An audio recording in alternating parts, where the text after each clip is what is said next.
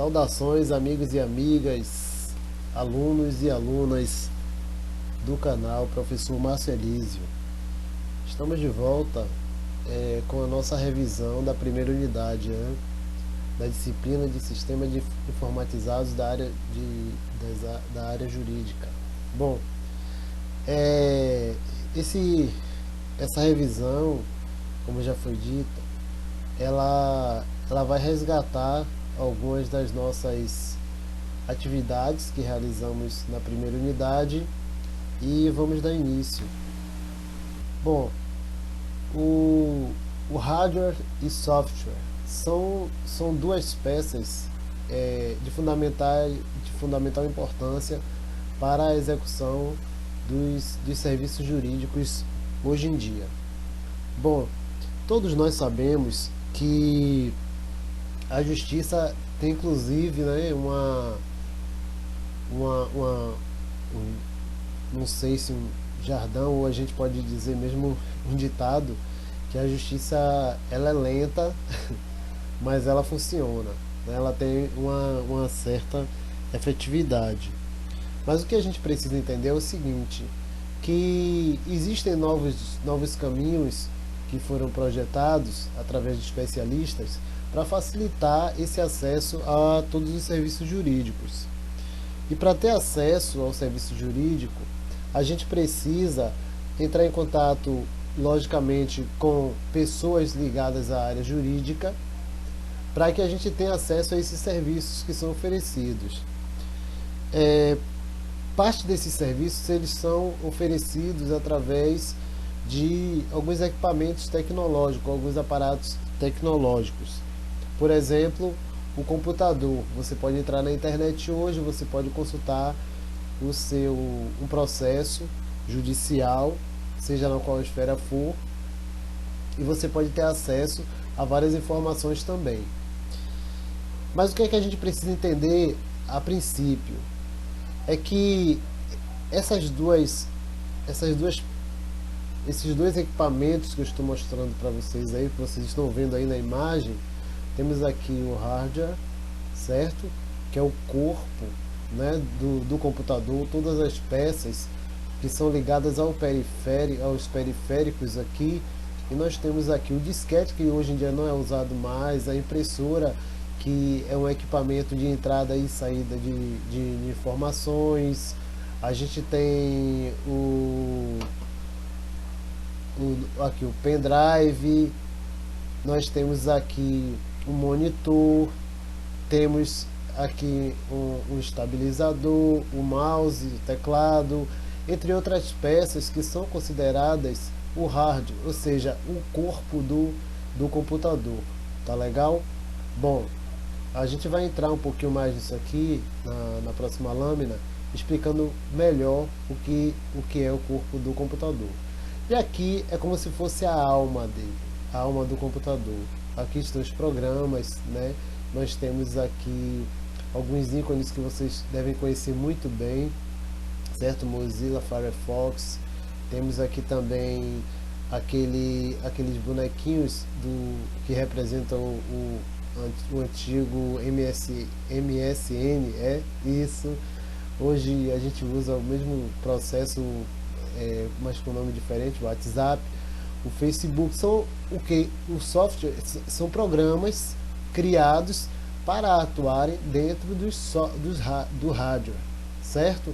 Então, no seu celular, no seu smartphone, você tem com certeza instalado alguns desses programas aqui para facilitar o seu acesso à internet, ou seja, uma permissão para você acessar algum outro elemento, algum outro tipo de informação, certo? Bom, para ficar mais fácil, eu trouxe aqui essa ilustração, onde o hardware é representado pelo corpo, né? Eu estou comparando a uma pessoa. O hardware é o corpo, certo? De uma pessoa, e o software, a alma. Então, é difícil fazer essa associação? Acho que não, certo? Porque você pode ter o corpo, né? O hardware, mas sem o software, você pode utilizá-lo? Pode. Agora você não vai ter o software para usar sem o hardware. Não vai ter como você não ter um computador, não ter um equipamento físico para poder você acessar o software.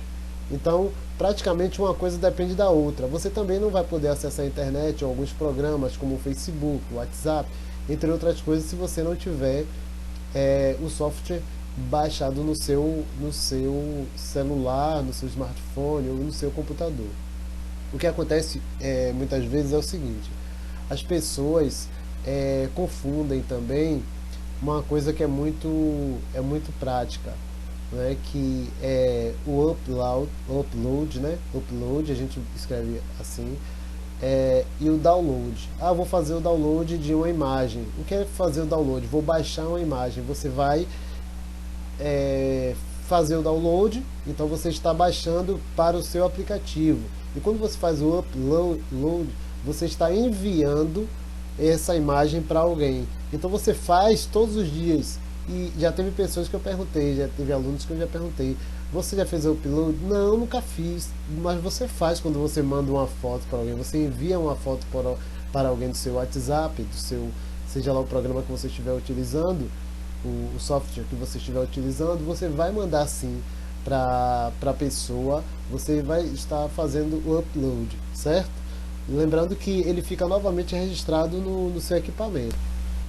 Bom, aqui são alguns dos mecanismos, né, dos equipamentos, dos eletrônicos que nós utilizamos para fazer a utilização dos dados, das informações, enviar e receber, como eu já falei, tanto do download como do upload. Então, nós temos aqui celular, tablet, um notebook, temos também smartphones, usamos também iPad, que é da Apple, e entre outros equipamentos que para estabelecer essa comunicação. Agora sim, existe o objetivo dos sistemas informatizados para a área jurídica. Qual o objetivo dele? Qual o objetivo principal? Certo? É facilitar o atendimento ao público.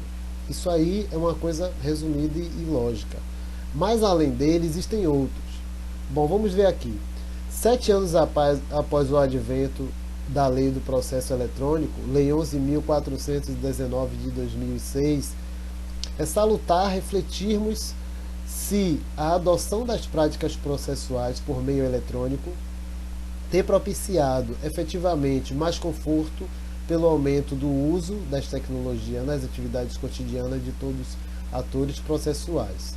Bom, o que é que a gente tem aí? Nós abraçamos a tecnologia para facilitar o nosso dia a dia, mas assim, a gente precisa entender que muitas pessoas não têm acesso direto a essa tecnologia. Muitas pessoas não fizeram um curso de informática para estar atualizado, saber como é que funciona o sistema de hardware, o software, para que eles possam utilizar. As pessoas que têm idade média entre 46 anos de idade em diante, elas têm um pouco mais de dificuldade, porque naquela época, e eu lembro disso, eu sou desse período, a gente não tinha tanto acesso às informações. As pessoas costumavam dizer que a televisão era o mundo dentro de sua casa. E hoje, com o celular, você tem o mundo na palma da mão. É uma coisa muito mais acessível. É muito mais difícil hoje você ter um controle sobre a manutenção do seu filho. Você tem o controle do seu filho, sua filha. Manuseando um celular é muito mais difícil do que antigamente. Naquela época, desligava a televisão, você já não tinha mais contato nenhum. A pessoa, eles já não tinham mais informação. E aquela informação, ela era só receptiva, ou seja, a informação só chegava, ela não ia, ele não se correspondia com a informação. Hoje em dia não. Hoje em dia você tem acesso a todas as informações. Agora precisa ter cuidado justamente por causa desse processo todo que está aí por conta da fake news. Tá legal? Então assim, voltando aqui, o objetivo do sistema informatizado é para facilitar o dia a dia de todos os envolvidos no processo.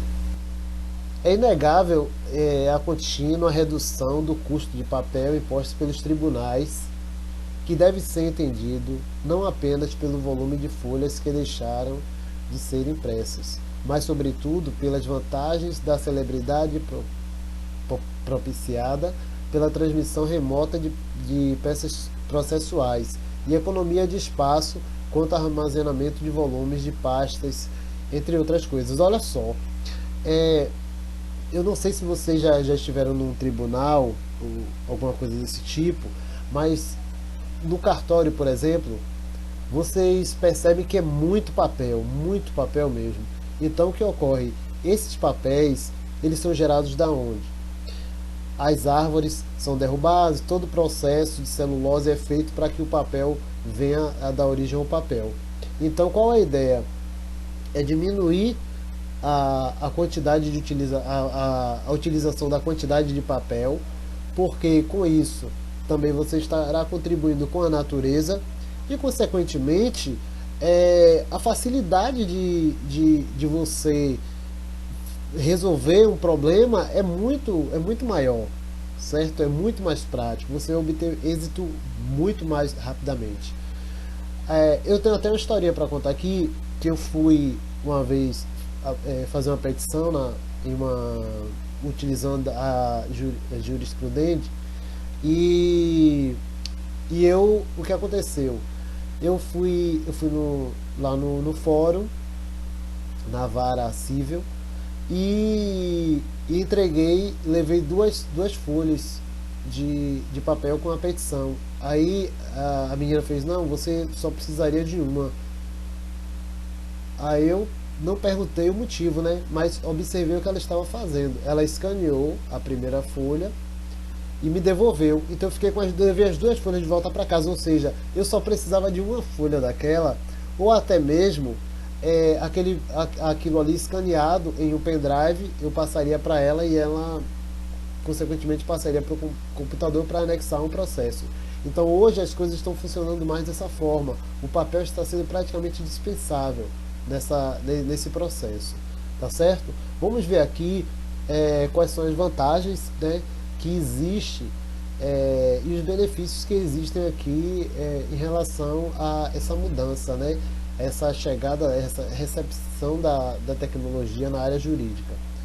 As vantagens: agilidade nos processos, economia de papéis e pastas, redução de custos para o serviço público, soluções remotas, todas elas podem ser resolvidas à distância. Nós temos um exemplo aí do STF, o Supremo Tribunal Federal. Ele utiliza as videoconferências para a sua atuação em seus processos por meio de ligação, né? No caso faz a chamada de vídeo, e isso contribui também para a segurança física dos seus membros e pela praticidade de resolver as demandas que estão atribuídas a eles lá dentro do STF. Eu acho que vocês já devem ter visto as videoconferências que estão sendo feitas, inclusive pela Câmara dos Deputados. Eu acredito que as câmaras estaduais e municipais devam estar fazendo isso por conta do processo da pandemia do coronavírus, a Covid-19. Então, por uma questão de segurança, os trabalhos não podem parar. Então, todo esse processo está sendo realizado remotamente. Tá legal? Temos aí também a redução de gastos com transportes também, imagine, né?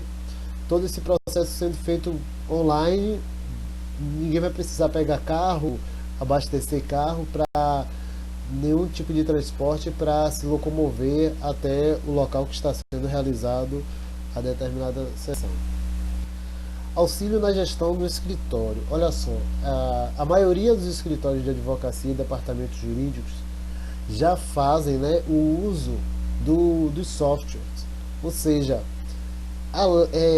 esses softwares eles servem também para organizar pastas, fazer controle de despesas, planilhas, e tem várias ferramentas aí, inclusive que a empresa Google oferece para que você possa estar utilizando. Alguns programas como o Excel, ele tem uma variedade imensa de recursos que você pode estar utilizando para realizar algumas tarefas do escritório. Aqui o que mostra essa figura são duas telas de computadores onde mantém um contato simultâneo e uma troca de informações, né? Apenas isso que quer dizer para vocês aí, onde a gente está falando de agenda, está falando de cartões, de senhas aqui, o cadeado aqui embaixo simulando senha, tá vendo? Aí nós temos aqui planilhas, temos cartão aqui, agenda, entre outras coisas, correspondências, pastas, etc. Tá? Notícias. Então cada um ícone gráfico desse aqui tem uma representação. A importância da tecnologia da informação. Seguindo o exemplo do judiciário, os escritórios e os departamentos jurídicos de empresas também podem e devem se beneficiar das novas tecnologias. E por que isso? Porque se não fizer isso, vai ficar para trás. A lógica é essa. E para isso precisa também de pessoas qualificadas. É aí, meu caro aluno, minha cara aluna, que vocês entram. Vocês qualificados, vocês tenham acesso direto a essas informações, ou seja, vocês vão sair na frente, logicamente, certo? O primeiro passo é procurar informatizar a rotina de trabalho com o uso de sistemas de gestão, bancos de dados, de processos e digitalização disponibilização de documentos para consulta online. Para fazer isso tem que ser pessoas capacitadas. Você tem que ter um certo macete na área de informática, você tem que ter um saber na área de informática e logicamente que vocês têm que ter também uma formação dentro da área jurídica, tem que ter um conhecimento jurídico para que vocês possam estar atuando. Isso aí é uma coisa muito lógica. Os benefícios da tecnologia na área jurídica. Os avanços tecnológicos estão transformando todos os setores da economia no Brasil e no mundo, né? Por que não dizer? Essas tecnologias vieram para facilitar, e muito, o nosso dia a dia. No caso do direito, em que a tecnologia na área jurídica passou a ser adotada não só pelos advogados, como também nas rotinas de trabalho dos tribunais, como eu acabei de citar aqui, do Supremo Tribunal, o STF, o uso dessas inovações representa economia de tempo e redução de custos. Isso também a gente já discutiu aí, a gente já falou sobre isso. Seguindo esta linha, vamos falar neste post sobre a modernização do judiciário com o processo eletrônico, sobre as tecnologias mais utilizadas nos escritórios de advocacia e departamentos jurídicos de empresas. Bom, aí embaixo tem a fonte de pesquisa que eu puxei aqui para vocês, e aí vocês podem estar consultando lá também para ficarem um pouco mais informados sobre essas novas tecnologias. Tá? Aqui vai uma atividade para vocês fazerem, vocês podem fazer essa atividade no caderno e vocês vão responder o que é um software, o que é um hardware, já falamos sobre isso, quais são os benefícios e vantagens que a informatização pode trazer para o ambiente de trabalho, o qual você vai participar, vai trabalhar, vai servir, não sei. Que contribuição você acha que pode dar enquanto técnico em serviços jurídicos, amparado pela tecnologia? Tudo bem? Então, meus alunos, minhas alunas, vocês vão realizar essa atividade e vão ver todo o slide. Vocês têm toda a oportunidade aí de dar um pause para aqueles que não podem assistir às aulas online. É uma pena, né? Mas as videochamadas, mas a gente vai dando esse suporte para vocês por aqui. O importante é não deixar o conhecimento parado. É porque, de qualquer forma, como eu já citei anteriormente, qualquer pessoa que for contratar um funcionário, uma empresa, ela não vai querer saber a nota que você tirou em determinada disciplina. Ela vai querer saber o que você tem de conhecimento para oferecer para essa empresa, tá certo? Isso é que é importante. Vou deixar mais uma dica aqui: se inscrevam no canal, clique no sininho, coloque a opção de todas as notificações para vocês receberem, que a gente possa estar estabelecendo esse contato. Um forte abraço e fica com Deus.